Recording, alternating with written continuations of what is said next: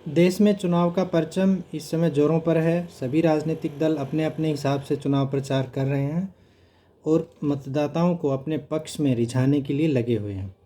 लेकिन सवाल है कि कांग्रेस पार्टी में इस समय क्या चल रहा है।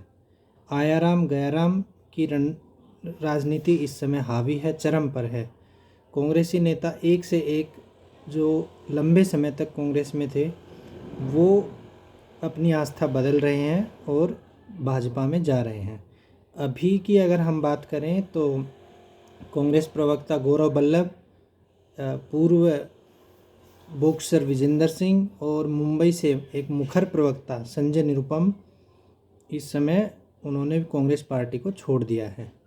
इन सब नेताओं का एक मूल जो शिकायत रहती है वो ये रहती है कि पार्टी जो संगठन है, पार्टी हाईकमान है, आला कमान है, वो सुनता नहीं है इन लोगों की अगर कोई शिकायत होती है तो एक आप मान लीजिए कि कम्युनिकेशन का अभाव है, लोगों की बात शीर्ष नेतृत्व तक पहुंच नहीं पाती है। तो क्या इसके अलावा और भी रीज़न है, कारण क्या है कि एक से एक नेता जो लंबे समय तक, अशोक चव्हाण बहुत लंबे समय तक कांग्रेस में रहे, उन्होंने भी पार्टी को छोड़ दिया है। इसमें सबसे बड़ा अगर कारण हम माने तो ये है कि आज कोई भी राजनेता अपने आप को देश सेवा की भावना से नहीं जोड़ता है। पॉलिटिक्स एक करियर है, राजनीति एक करियर है, इसमें सब आगे बढ़ना चाहते हैं, सबकी महत्वाकांक्षाएं हैं। 2019 में इन लोगों को लगा था कि आज अगर हमारी बात नहीं बनी तो ठीक है, हम 2024 में आ जाएंगे।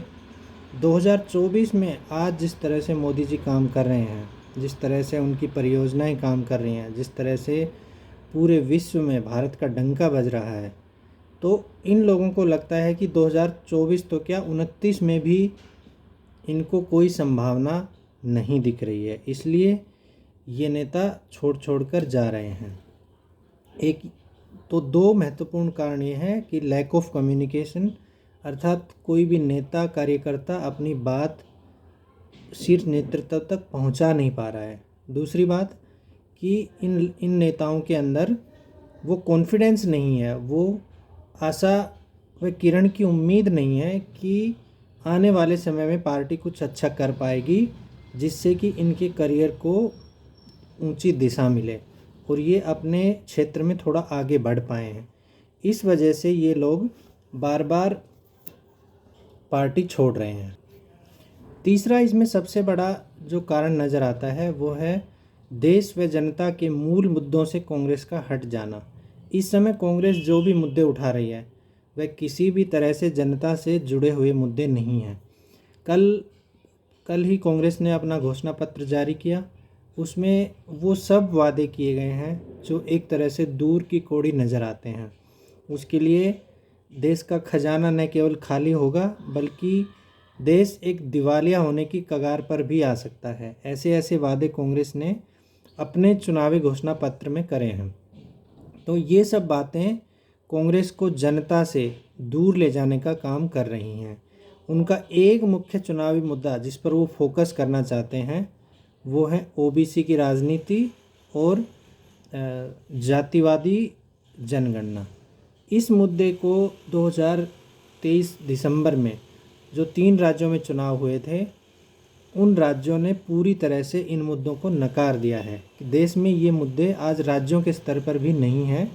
लेकिन कांग्रेस इन मुद्दों को पूरे राष्ट्रीय स्तर पर उठाना चाहती है और उसको लगता है कि इससे मतदाताओं में कांग्रेस के प्रति आकर्षण बढ़ेगा और वो उनको वोट देंगे। फिलहाल यह दूर की कौड़ी नज़र आती है। जिस तरह से मोदी जी की तैयारी है, मोदी जी के मुद्दे हैं, उनका संगठन है, वो अपनी बात जनता तक रखने में सक्षम है, उनके सामने मुझे लग नहीं रहा है कि कांग्रेस की ये सब बातें, कांग्रेस का जो घोषणा पत्र है उससे जुड़ी बातें जनता के दिमाग पर कोई असर करेंगी या उनके फैसले को प्रभावित करेंगे। आप याद कीजिए 2019 में कांग्रेस ने क्या वादा किया था? 2019 में वादा किया था कि हम 72,000 रुपये एक साल के देंगे, यानी कि 6,000 रुपये प्रति महीना लोगों को देंगे। ये वादा करने के बाद भी लोगों ने कांग्रेस को वोट नहीं दिया। अर्थात गारंटी, वादा और वादा पूरे होने की गारंटी, ये आज का मुख्य चुनावी मुद्दा बन गया है कि कौन विश्वसनीयता के साथ अपने चुनावी वादे को पूरा कर सकता है। वही इस राजनीति में आज के दिन टिकने लायक है। इस मामले में अगर मोदी जी की हम बात करें तो भाजपा ने 370 हटाने का काम किया जो उनके मूल एजेंडे में था। भाजपा ने राम मंदिर बनाया जो उनके मूल एजेंडे में था। तो भाजपा ये कहने में सक्षम है कि हम जो वादा जनता के समक्ष करते हैं उसको हम पूरा भी करते हैं। इसी विश्वसनीयता की कमी कांग्रेस में है, जिसके चलते आज उनके नेता, पुराने नेता 10 साल, 20 साल, 30 साल तक जिन्होंने पार्टी के लिए काम किया, आज वो छोड़ कर जा रहे हैं। अब आने वाले चुनाव में पार्टी का क्या हश्र होगा, यह तो 4 जून को ही पता चलेगा। धन्यवाद।